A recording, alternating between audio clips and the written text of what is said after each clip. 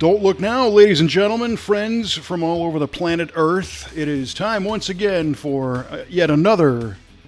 Kevin, it's a grateful and patriotic episode of the 8 Radio today. Yes, it certainly is. Those are excellent adjectives for today's show. I'm your host, Kevin Oeste, joined as always by our esteemed co-host and U.S. Air Force veteran, Mr. Mike Huball Clarke. Hoorah. That's right. And today you undoubtedly mentioned those adjectives because we are recording this on September 11th. Yes, sir, indeed we are, sir. Yeah. Sure are. Yeah, and 18 years on, and it blows my mind how quickly that goes past. It really does. Yeah. Do you remember what you were doing at that moment you found out? I do. I was planning a trivia question. Come on. That's called a tease there, my friends. So, yes, I know exactly what I was doing, but the listeners, they come, to this show for the trivia largely, so we can't, I gotcha. Did you prepare an automotive trivia question for this episode? I did, as a matter of fact. Right All right, here we go. Kevin, you no doubt have seen advertised at tire shops that they will fill your tires with nitrogen. Fill your tires with nitrogen. It's the best thing ever. Well, why is this such a good thing? And is this something that your average Joe commuter really needs to do for his car? Is fill his tires with nitrogen versus air? Wow, so there's two questions there. Well, the second one is kind of an opinion piece, but Right, the first right, question right. is, All right. Well, that's a good one. Yeah, fill your tires with nitrogen. So it's my understanding that the whole fill your tire with nitrogen concept came about. The theory is that nitrogen gas molecules are larger than oxygen, and nitrogen is very prevalent in ambient air anyway. Mm-hmm. But when you fill them with nitrogen, they tend potentially to not leak as much because the molecules are bigger, so they don't permeate the rubber as easily. There is also some talk about how nitrogen is a more stable gas, referring to its heat properties of expansion and contraction, which would lead you to believe you'd have more consistent tire pressure as you drive down the road and the tires heat up and cool off and in the wintertime and all that jazz. And, of course, don't forget the upsell opportunity that, a new tire technology affords your local service station to be able to, charge somebody to fill with nitrogen. Mm-hmm. We actually have a nitrogen tire filling machine in our shop. Is that right? Yeah, and I was kind of fascinated by it because you just connect your standard air compressor to it, and I guess it separates out nitrogen from the atmosphere. Yeah, and then there's no external. It's not like a tank. You don't buy a tank of nitrogen. No. It makes it right there on the spot. Oh wow! And then you fill the tires with it. I can't say I've used it much, but we have one. Mm-hmm.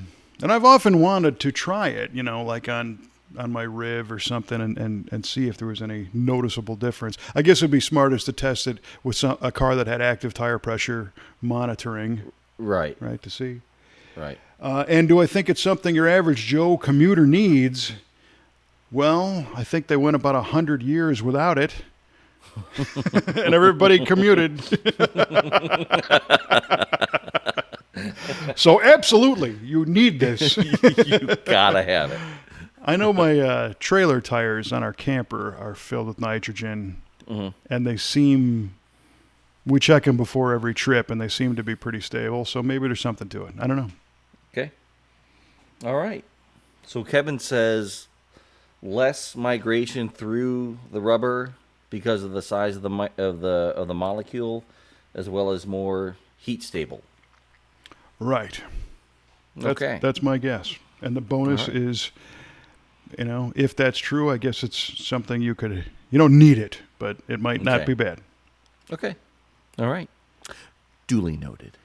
All right. Well, I got a very short question this time. Oh, great. Why is the dashboard called a dashboard?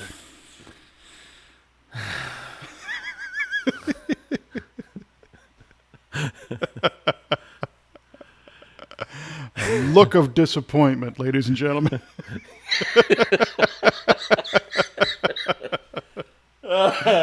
Okay, all right. Why is the dashboard called a dashboard? Right. Well, back in the day, Kevin, The day.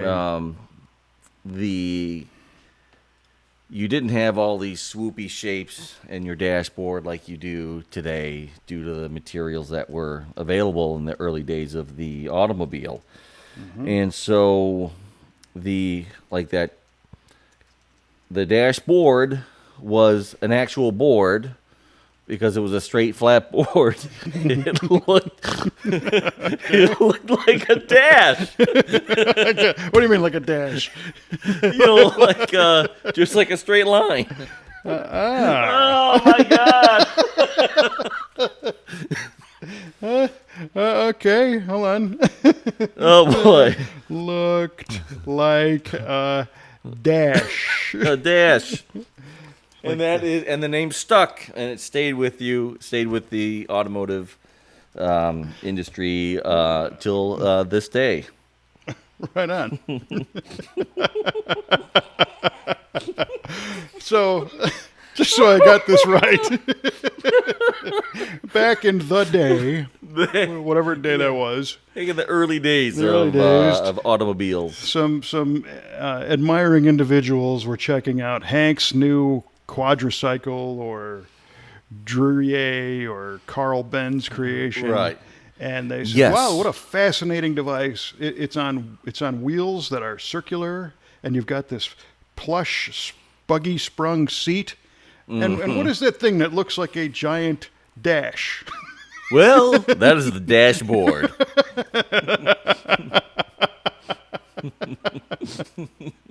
All right. My apologies, everybody.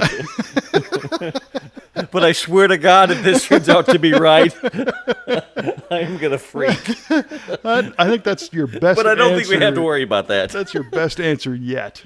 That is Thank you. outstanding. Thank you very much.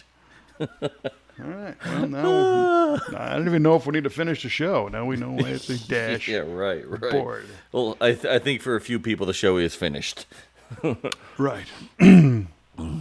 Trying to think of other things on the car that look like something else. You know, is it a moon wheel? I mean, I guess a moon disc. You know, looks like a moon. So they call Or it. you could say, why is the hood called a hood? Yeah, right.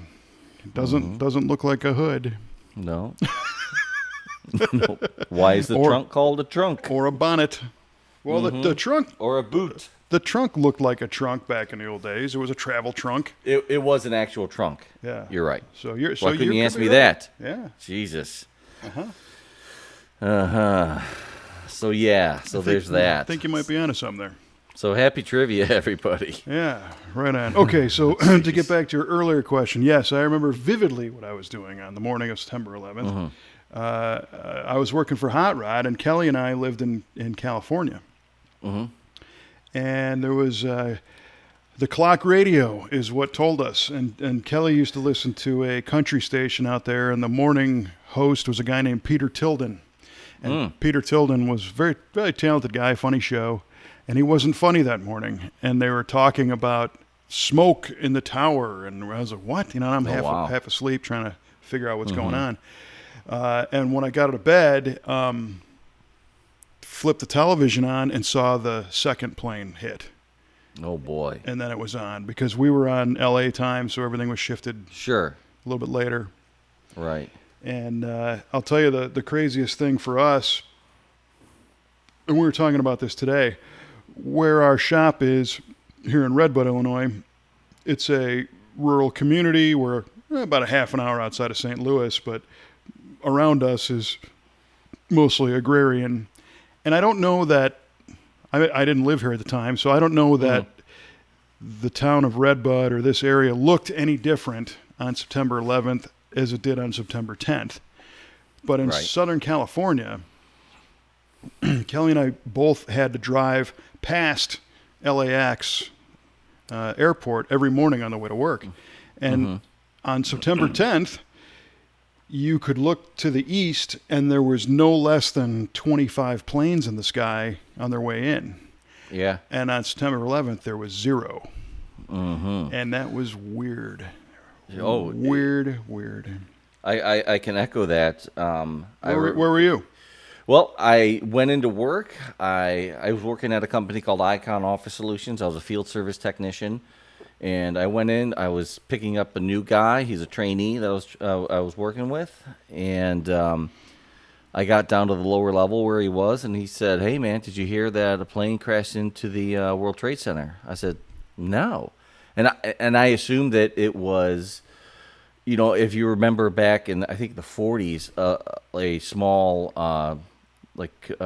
single-engine aircraft crashed into the Empire State Building. Right. I remember. And I thought it was something like that. I'm like, oh, wow, that's unfortunate. I feel bad for the people on the plane or anyone who might have been hurt inside the building. Yeah, it sounded like an accident. Yeah, exactly. And then, we were at an account, and they had a TV on, and we saw the other plane hit. We're like, everyone's jaws dropped. Everyone was freaking out. Oh, yeah. Oh, yeah. And I remember the next day, I would drive by O'Hare Airport quite a bit. And it was just like LAX. You could see plane after plane after plane lined up on the approach waiting to come in. And the next day driving, and you saw the tarmac was just jam-packed full of jet aircraft because everything was grounded. And it was really eerie, and there were no planes in the sky. And you knew that everything at that point had changed. Yeah, and it did, and it was crazy to think back, how scared we were. We didn't know if there was more coming. There was all this speculation, about targets all over the country, and who's behind it. We had no idea, and the of course the government didn't really know how to react. I have a cousin who's a flight attendant. And we didn't know where she was. Wow. Holy cow. And she turned out to be fine.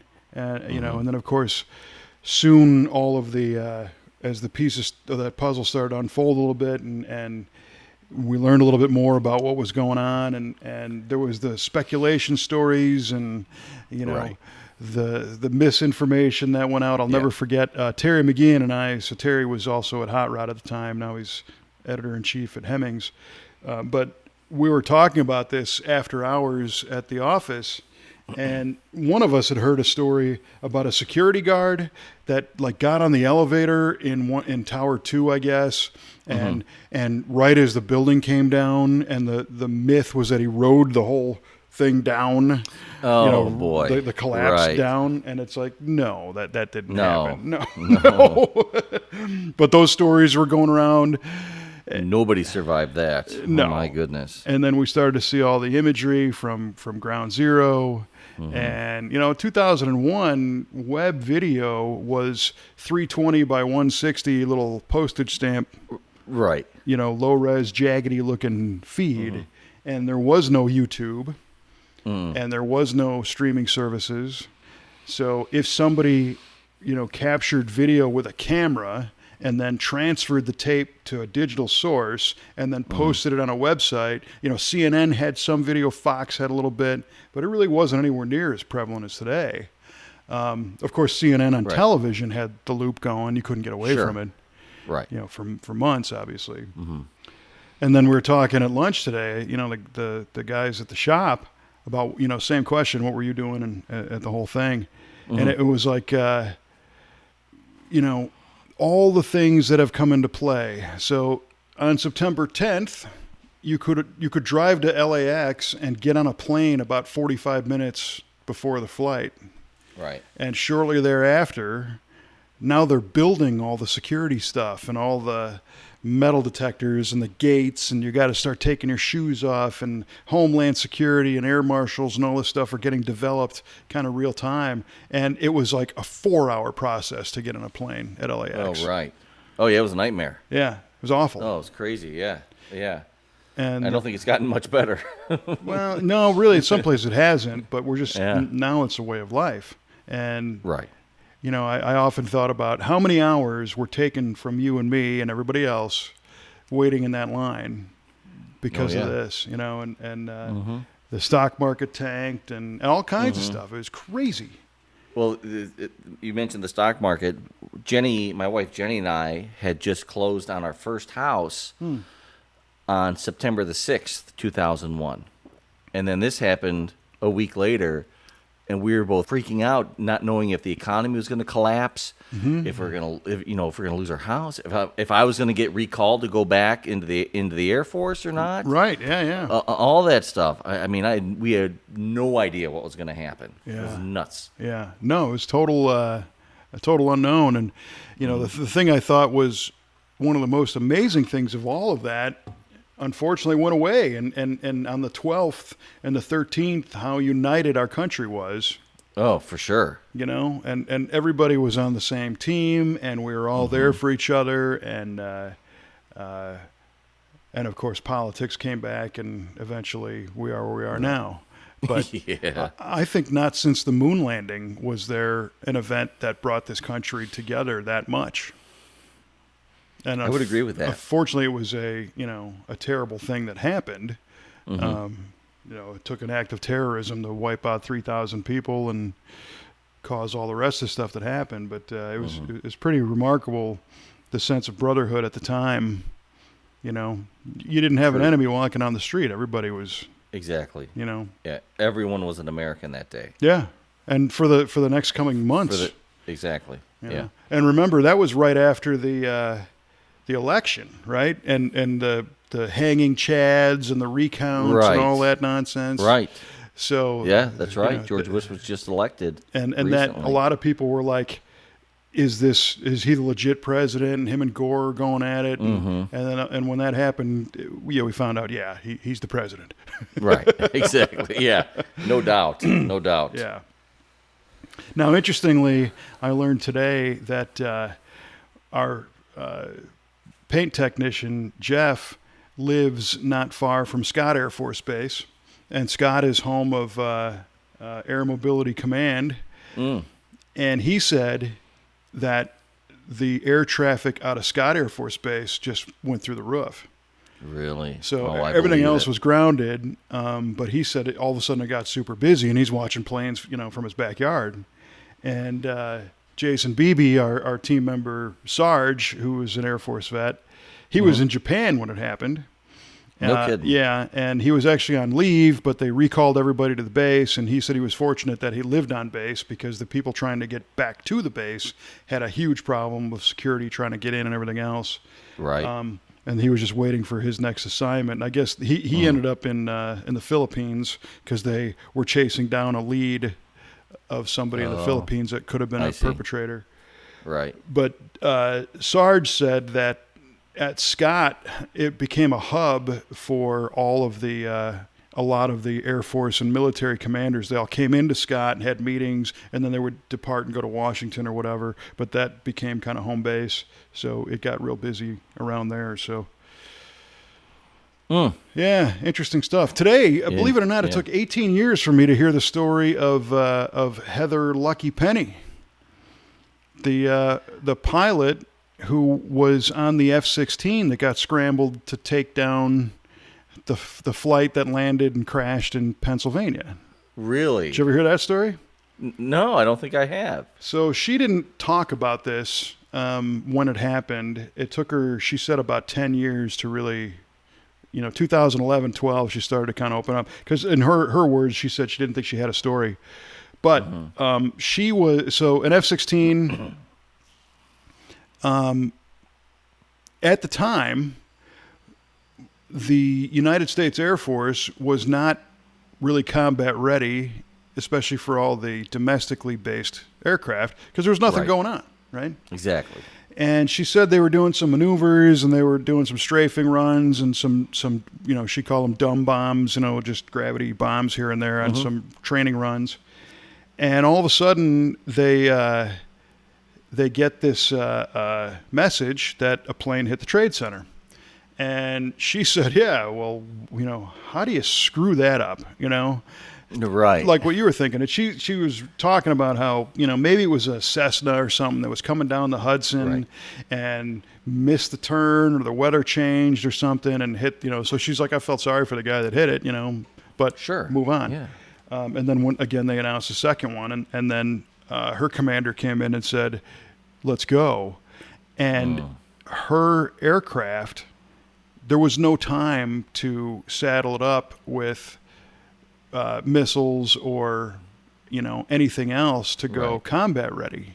So it was, an F-16 is a two-person aircraft, right? There's a pilot and navigator. No, or it's is it a single? It's a single-person aircraft. There are two-person models, though. I think they're trainers, but typically I think it's a one-person Okay, well, aircraft, I think. the story is a little vague. I don't know if hers was, I thought they were all singles, but unless there was two planes. But anyway, she was dispatched with no armament, with the instructions to take out, what was that, Flight 93?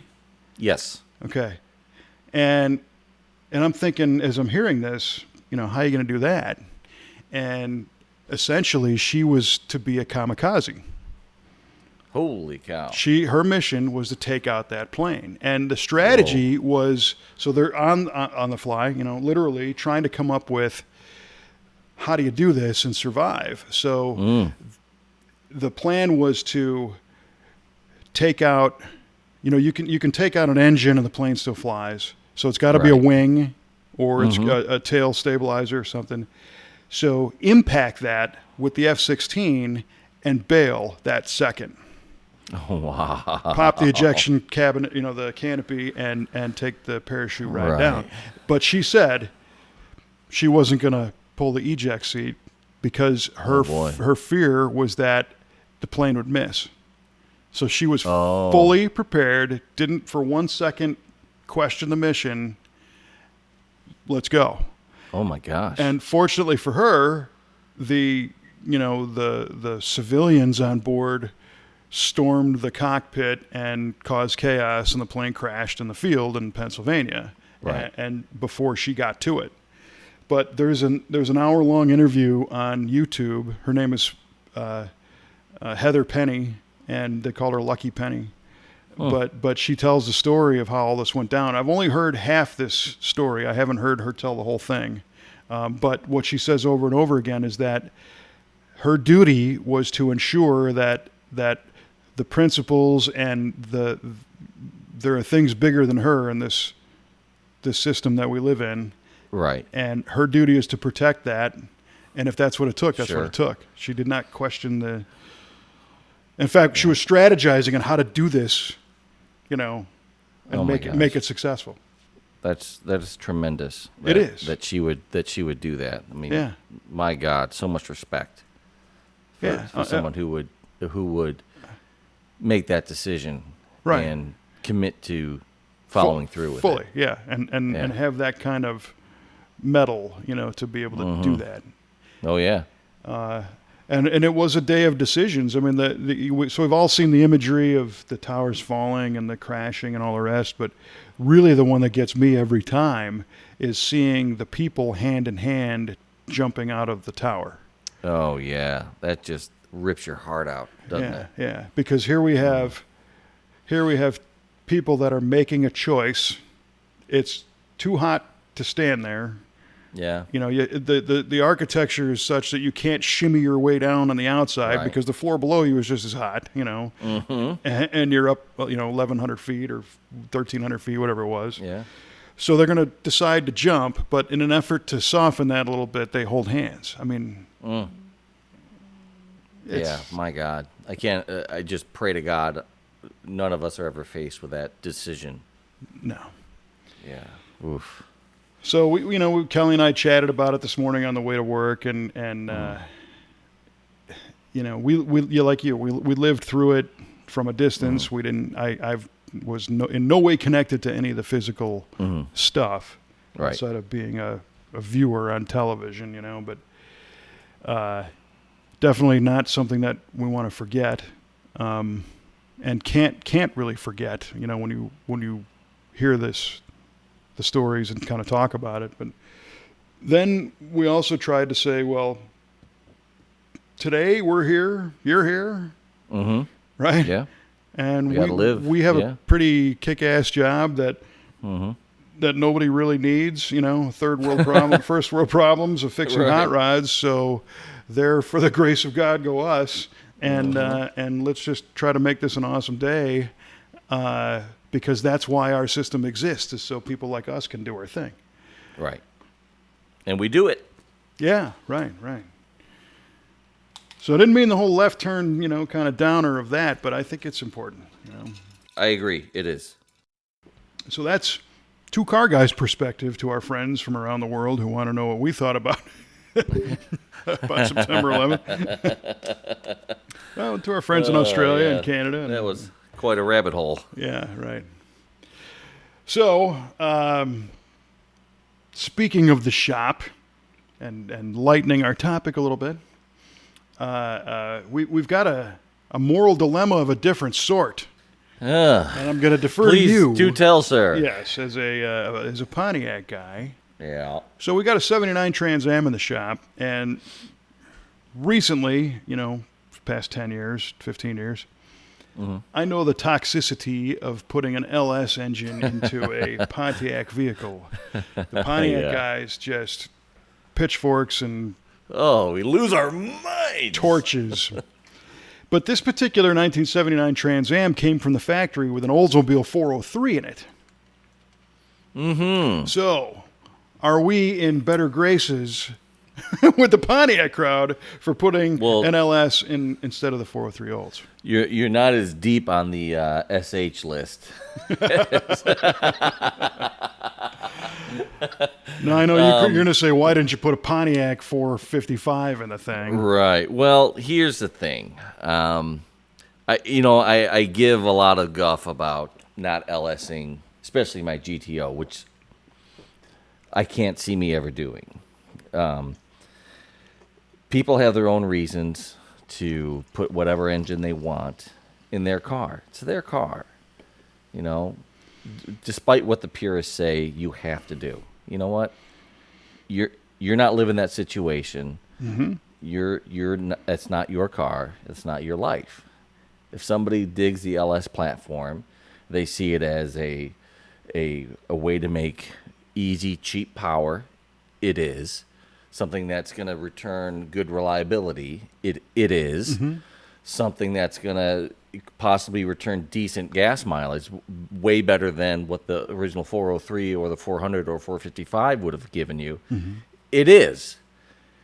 The LS checks a lot of boxes. It doesn't no leak. doubt about it. And it doesn't leak like a sieve. Parts are readily available. You can easily make 500 horsepower out of these things. The heads flow tremendously. It's warranted. It's warranted. It's a great engine. No doubt about it. The fact that it has the Chevy bow tie on it turns a lot of people off. And I get it. I mean, people want to hate on something. Let them hate on the LS. That's fine. I don't want one in my car, and that's just a personal choice. But I'm not going to sit there and I'm not going to bag on someone if that's their choice they need to make for themselves. You know what? But in that particular car, Pontiac didn't put a Pontiac in it. Exactly. I mean, how are the Pontiac guys not morally offended by those Oldsmobile-powered Trans Ams? You'd think they'd make them park in a separate spot. It's like the bird that fell out of the nest. And right. Well, Pontiac guys tend to give a little leeway towards the BOP group. Bugles, Pontiac kind of ride together with the Chevy crowd, on the outside. That's just kind of how they are. And so they kind of accepted a Trans Am that came with a 403 as being okay.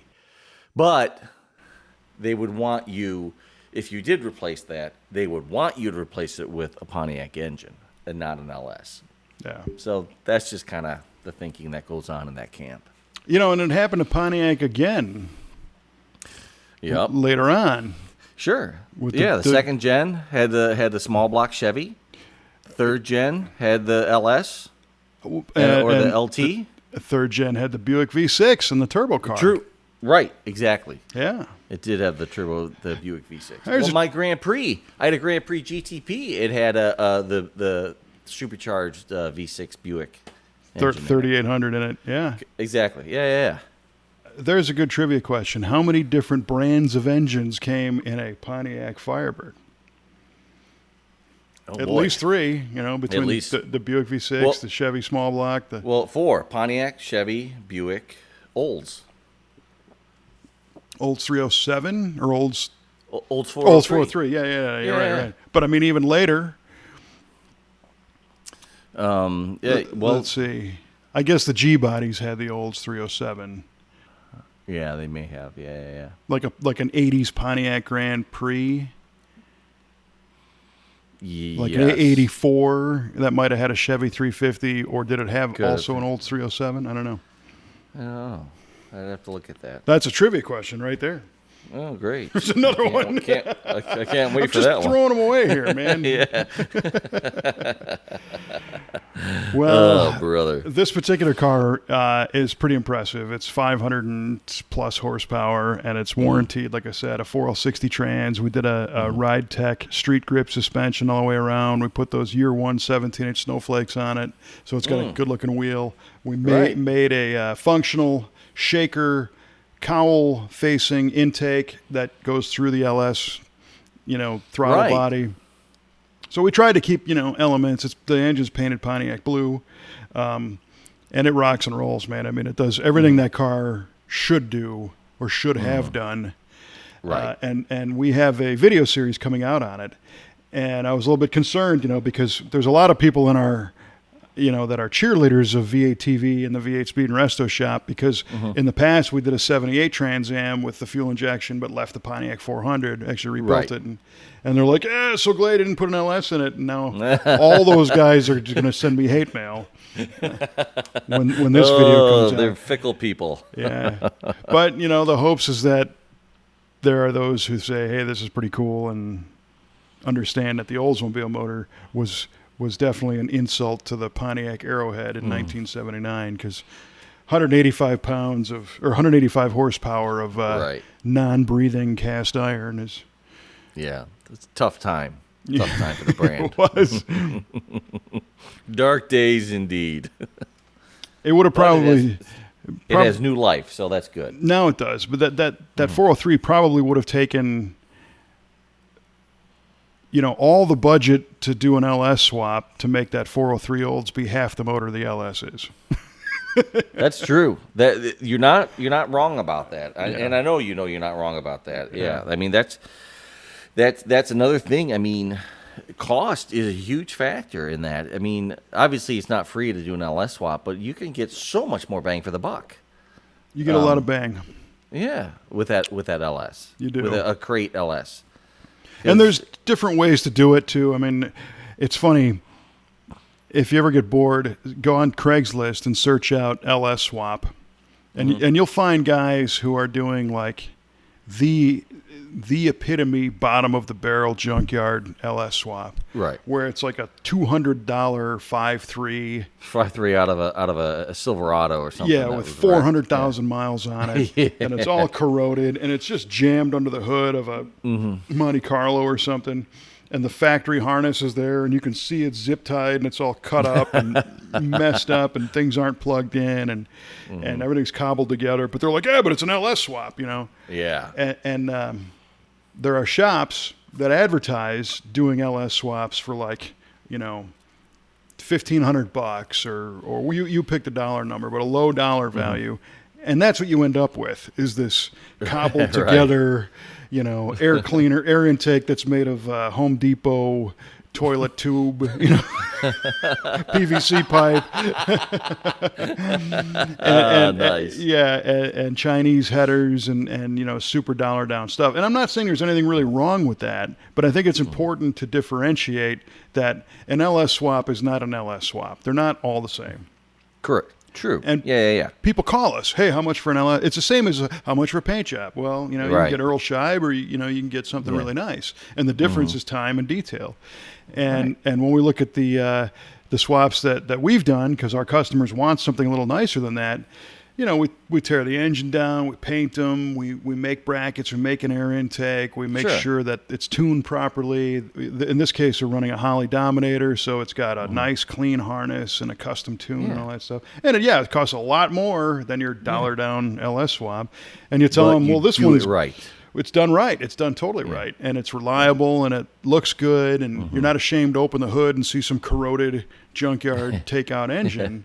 But yes, that those details cost money. So it's funny when you tell somebody, well, there might be 200 hours or 3 or 5, however many hours to do this. And they're like, are you kidding me? This guy over here, he'll do it in a weekend. It's like, okay, right. well, you can, sure you can, but it ain't. Yeah.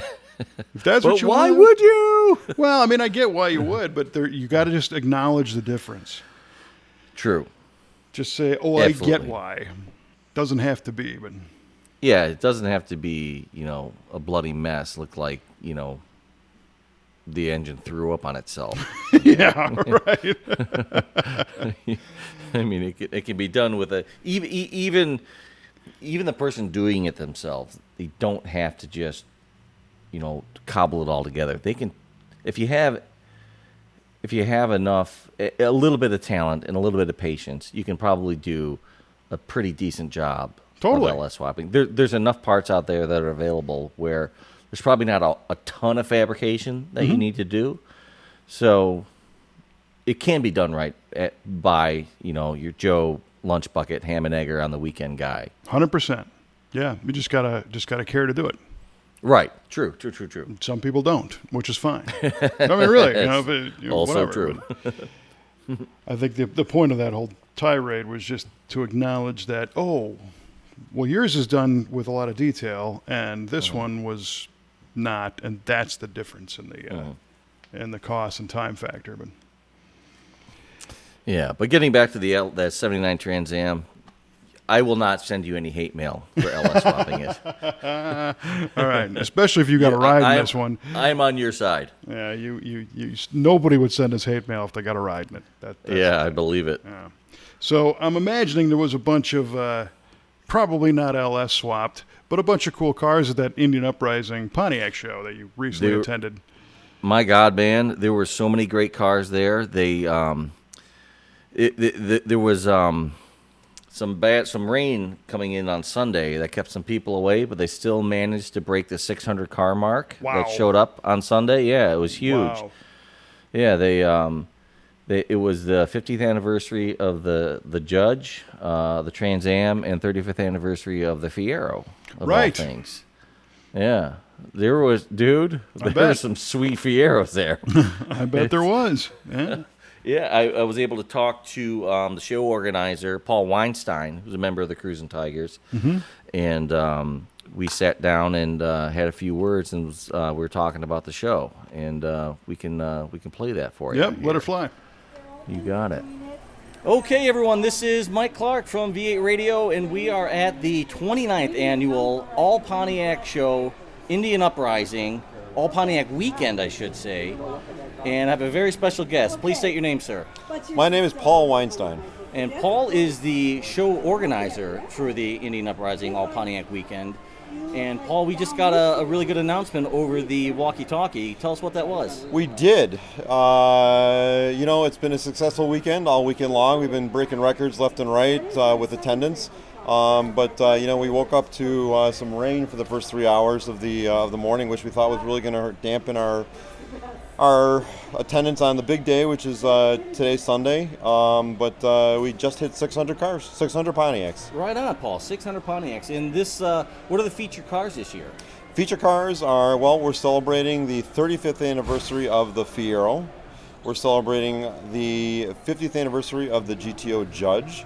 And we are celebrating the 50th anniversary of the Pontiac Trans Am. Outstanding.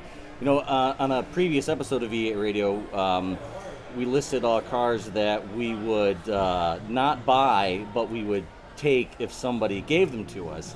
And one of my cars was the Fiero. I remember, I heard that one. And I'm judged based on all of the cool Fieros I'm seeing today.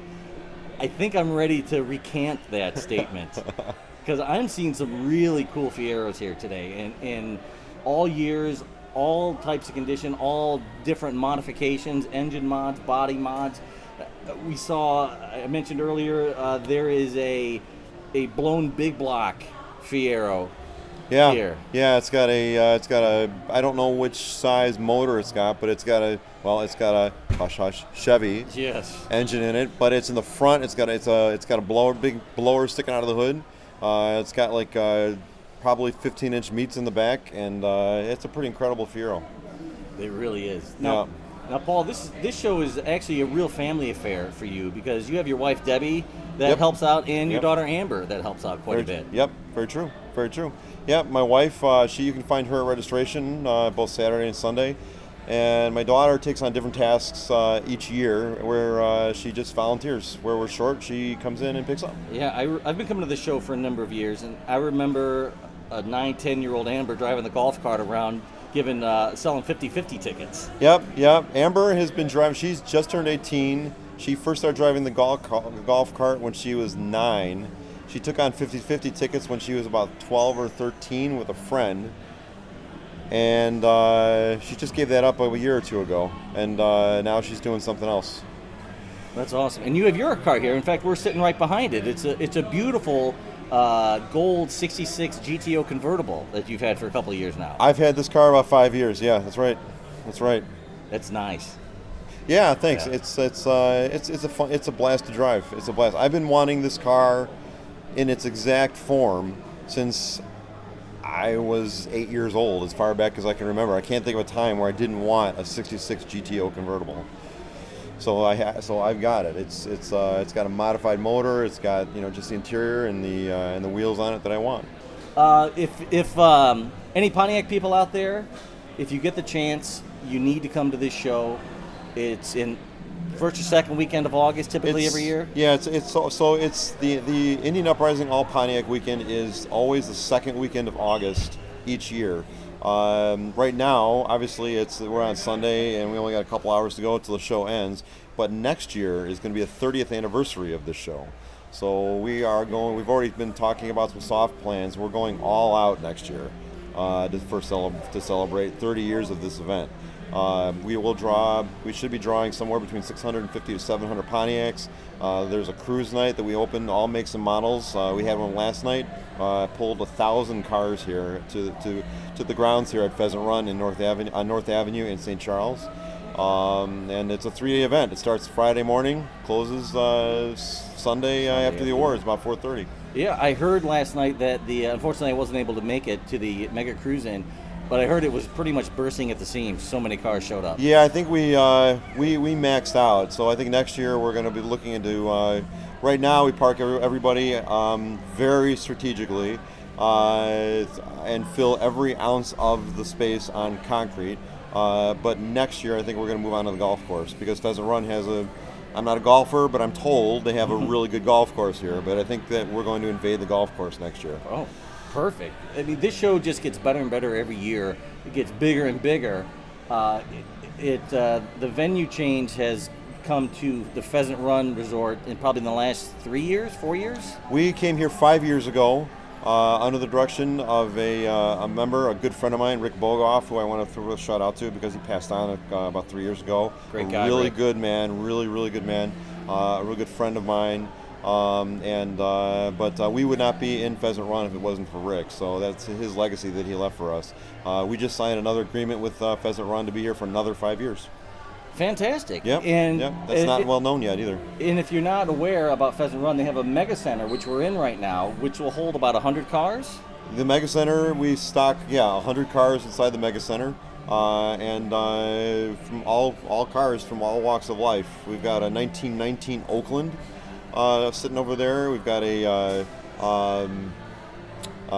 got the last 1971 Judge. The last year they produced Judges. We've got the very last one made. We've got lots of cars here, and that Judge is not by any means any kind of a show car. It's just it's a car they wanted to pull in the building, so they pull it in. Yeah, and that's the great thing. You don't have to have a 100-point show-winning car to come into the Mega Center. If you want to bring your, it could be a rough daily driver Pontiac. If you want it in here, you can get it in here, which is fantastic. Well, if I could just expound on it just a little bit, Mike. Sure. The Indian Uprising was built on, we only have two classes. We have an old car class and a newer car class, so that they, so you don't have a G8 going against a 66 Bonneville. So we have so that break kind of falls out in around 1981. But we only have 2 classes, and we do that for a reason, because we want a level playing field here. We want this to be more of a celebration of the hobby than people getting their cars ready, to make sure that every little nook and cranny is absolutely perfect. Right. People do that; they get their cars up because it is a car show. But here it's a celebration of the hobby. It's people learning from other people about what they've done to their cars. And we think that we're doing a really good job just to help keep the Pontiac end of the hobby alive. So listen, everybody, if you're into Pontiacs, you want to see a great show, come on out to Pheasant Run, second weekend of August every year. It's a fantastic show run by a great club, which is organized by a great guy, Paul here. He does a fantastic job. Him and his staff just pull out all the stops. So, Paul, thanks for being here. Oh, thank you, Mike. Appreciate it. And back to you guys. Well, that's a great interview. It sounds like a heck of a show. Yeah, it really is. I've been going to that show, since I had my GTO. So about almost 8-10 years I've been going to that show, and it's just gotten bigger and bigger every year. And the quality of car that shows up has just continued to improve, and the people there are great. And it's just a really chill, laid back, great experience. Yeah. Well, I've been to that show before. It was a while ago, but we had a great time, and there were some great cars. It's amazing how many really unusual Pontiacs are there in the Midwest. Did you know if they had people come from far away for this one? I don't know. They do have people coming in from out of state. No, I do know that they used to have a guy come in from Iowa, I think Minnesota, and of course Indiana. Some guys come from, so they pull from the surrounding states around them. Actually, there were a couple of people from Australia that were there. There you go. This year, yeah, we're huge in Australia. So that's right. So the answer to that question is yes. They do come in Yes. from all around. And I've seen pictures of Paul's car online. That's killer. It's beautiful. Ooh, that car is beautiful. He's done so much work. It was nice when he got it. Yeah. It was kind of worn. It needed the front end work. The engine wasn't the original 389 in there, and it was kind of worn out. He swapped it out. He has a 461 stroker in it now, and it really cooks. It had a 2-speed power glide. He just put a turbo 400 transmission in it, and it just really woke it up as well. Did all kinds of interior work to it. I mean, he's really paid a lot of attention to it. Yeah. And it really shows. It looks really good. And so explain to me a little bit more about how that 2-class car show award system works.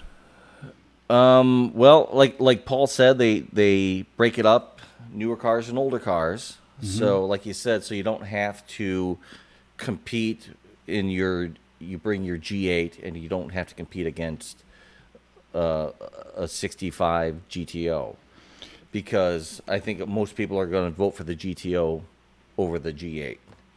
It gives the newer cars a chance to compete and win prizes and win trophies. Have any idea what the split is, where the year break is? I think 81 maybe. I'd have to get with Paul, and I could tell you for sure. The only reason why I ask is as we've talked about before, judging car shows is like one of the most thankless and challenging things you can do, because you're always going to make people unhappy because my new car, so I can hear it now. The G8 guys versus, like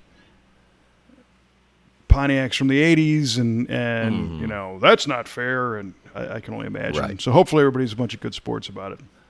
Well, they give away a lot of prizes. They give away a lot of trophies. So typically you'll walk away with something from that show. I never have, but typically most people do. I've actually had my GTO in that show a few times.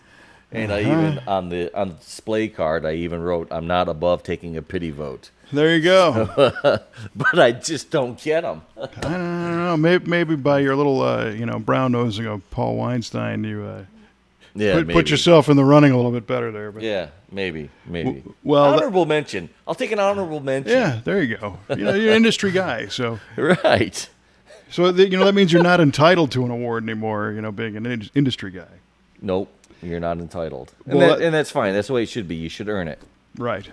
Well, that's super cool that Paul took the time to chat, and he's always been a big supporter of our show and a listener, and we thank him for that, and all of our Pontiac friends who have long since tuned out because I mentioned LS and a Trans Am in the first part of the show. Right on. Maybe we defer that question to Paul. Maybe on the Facebook page, put a comment in. What do you think? That could work. Yeah, right on. All right. Well, I think we've let our listeners marinate long enough on our trivia questions. Maybe we go for the answers. What do you think? Yes, sir. Let's get those answers out there. All right. So I asked you about nitrogen, filling your car tires with nitrogen, and why would you do that? And as a kind of a bonus to give your opinion whether or not this is something that people really need to do. Right. And I'm probably 100% wrong, but okay. Well, we're getting to that. You said that because the molecule, the nitrogen molecule itself, is larger than that of the oxygen molecule, that it permeates less through the rubber of the tire, as well as nitrogen being a bit more thermally stable, and it doesn't expand and contract as much as ambient air would. So like say in the winter, you come out to your tire and your tire pressure is lower than it was the day before because it got cold, or it heats up so much and it expands when you're driving. And you are absolutely right, Kevin. Hey! On all fronts. Yes, Wow. It is a larger molecule. It does permeate less, and it is more thermally stable. And I think it's, racers tend to do that quite a bit in their tires because they need their tire pressure to remain stable throughout a race, because you are dealing with much higher heat levels in racing than you are typically with commuting.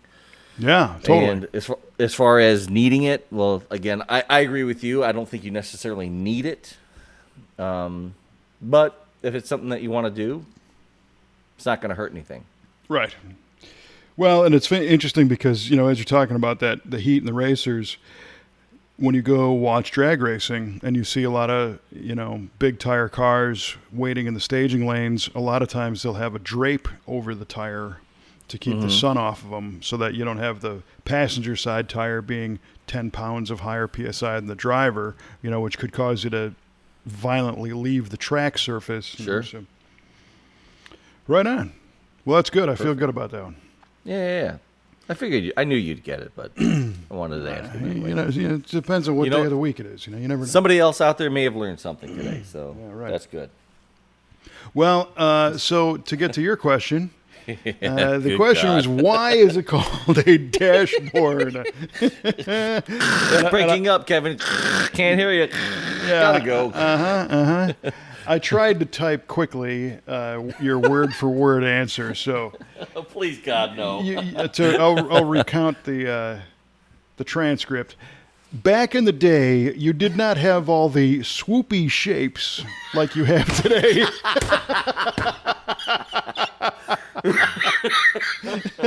And it was a board that looked like a dash. And the name Oh, stuck. good God. And as I'm envisioning, some of these cars that had swoopy fenders right next to the dashboard, but Right. the swoopy shape was invented far more recently, apparently. Actually, it started with the Oldsmobile and the curved dash. Remember that? Yeah, I do remember that. 1903 or so. Right, something like that. Yeah. Okay, well, I don't think Well, you're that's- wrong, Mike. And Yes. here's why. Well, you're wrong, Mike, and here's why. The word dashboard was originally used to describe the wooden board carriage makers attached to the front of carriages to prevent mud and rocks from being splashed up or dashed onto drivers and their passengers by horses. So, in a sense, the dashboard was really like a mud flap for the horse hooves. But the term dashboard didn't really work its way into popular English until the 1800s. The concept existed long before then.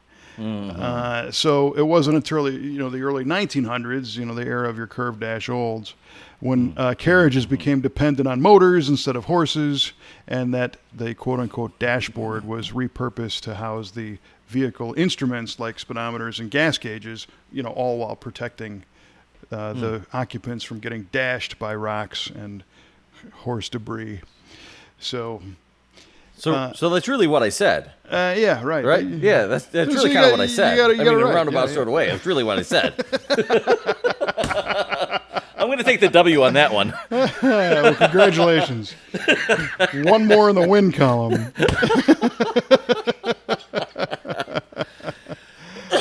Oh, boy. Good stuff. That's excellent. Well done. It is. I know. Yeah. The next one is going to be, in what year did they invent the swoopy shape? 1903 with the Oldsmobile Curved Dash. Dynamite. Well, good God, man. this your questions. Another fun episode. I know we started in kind of a somber note, but I hope made up for it with the rest of it. And as always, we appreciate everybody listening on, I guess, no matter what platform you listen, between Google Play, iTunes, of course, Yep. the Stitcher? Radio, the TuneIn Radio app. You can tune in right on Facebook. You can go to our website at v8radio.com. You can listen to Podchaser. iHeartRadio? Yeah, iHeartRadio too. Yeah, right. Man, there's getting to be such a list. I'm forgetting them. Oh, man. Whew. We're huge. Yeah. We're huge on Spotify. Yes. So we appreciate everybody for tuning in, and we always encourage comments either in the Facebook page, or you can comment right on our website, or send us an email, whatever you'd like. And again, thanks for listening. So that's about all I got, my man. Likewise. I'm all laughed out. Yeah, God no dang kidding. Need to sit down after this one. I know. Good heavens.